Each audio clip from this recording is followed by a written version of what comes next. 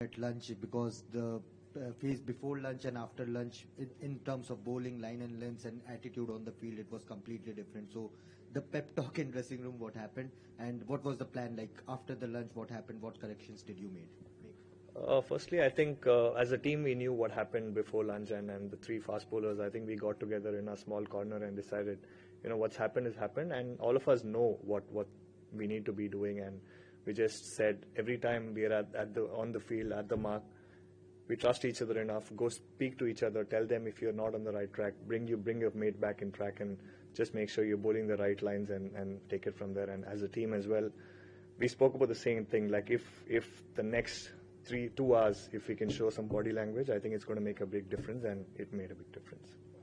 Prasidh, what happened there between you and Joe Root? Can you please tell us?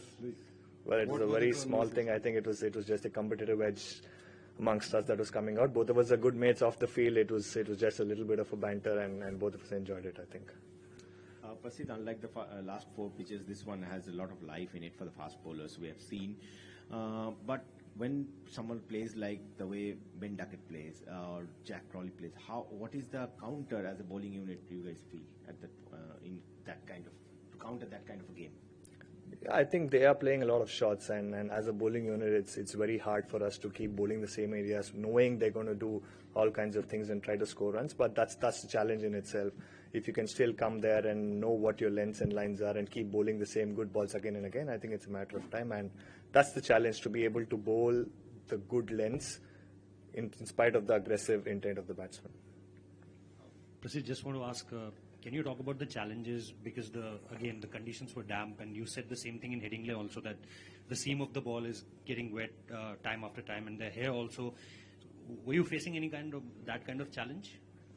Well, I think it was a short game for us. We bowled about 50 overs in total. Yeah, especially when the rain poured a little bit, every time there was ball that was going on the ground, it was getting wet, and I think that's something that we need to get used to. I said that in game 1. I think it's game 5, so we've seen more than 20 days of cricket. We know what to expect from the ball, especially when there's rain around, so I think we're pretty used to it now.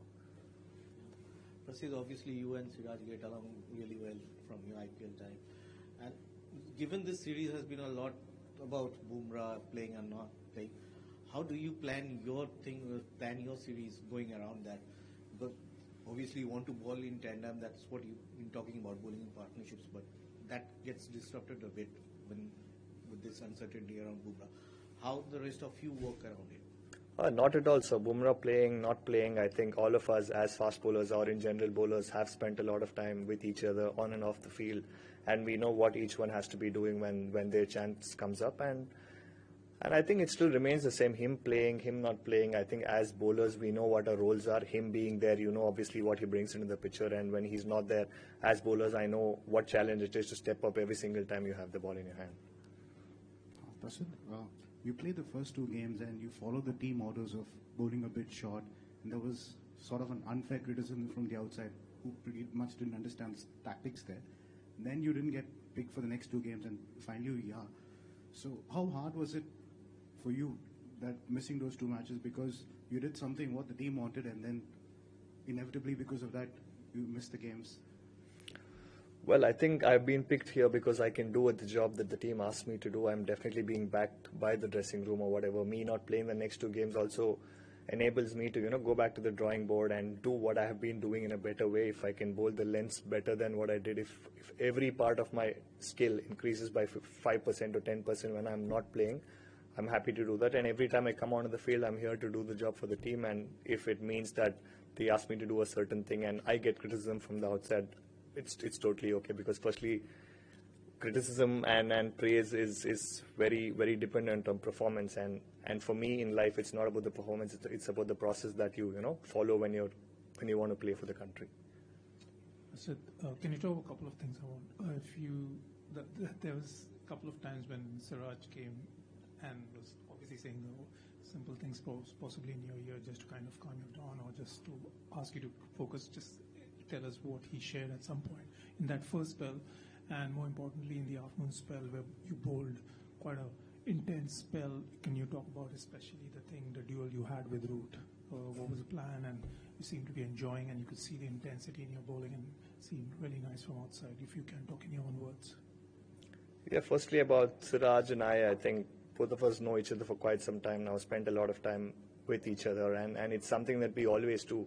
Every time we're playing, we're at mid-on and mid-off each other. We talk to them, either say you've been doing well or this is the plan, make sure you stick to your plan. And it's just a small pep talk or just reminding the plans that we've come out of the field with. That's number one. And the second one, yeah, I think that's just who I am when I'm bowling, when I'm enjoying. I try and enjoy it, bowling if it means that I have a bit of a chatter with the batsman, and it does help me when the batsman also is I can get under the nerves and get a reaction from him. And I think, yeah, I was just running in well. I enjoyed the way that I was bowling. Maybe a wicket or two there also would have made things better. Prasidh, earlier in the series in particular, when England were chasing in the fourth innings, there was a lot of talk about, how much would they chase, and they obviously had that very successful one at Headingley. But how much is the pitch and the conditions here kind of a leveller in England being able to chase big scores, do you think? I think we've got 3 more days of cricket left. So considering 3 more days, 270 plus overs, so I think it's very early for us to say anything about the pitch. It's just going to be day 3 tomorrow, get as many runs as possible, bat for however long we can, and then when time comes to pick wickets, and we'll be ready to do that. Prasidh, well bowled. Was it? I don't think we've ever seen Joe react like that to something that's been said to him on the field. Was it a tactic from you guys to try and kind of get him out of his bubble and disrupt him a little bit by saying some words to him?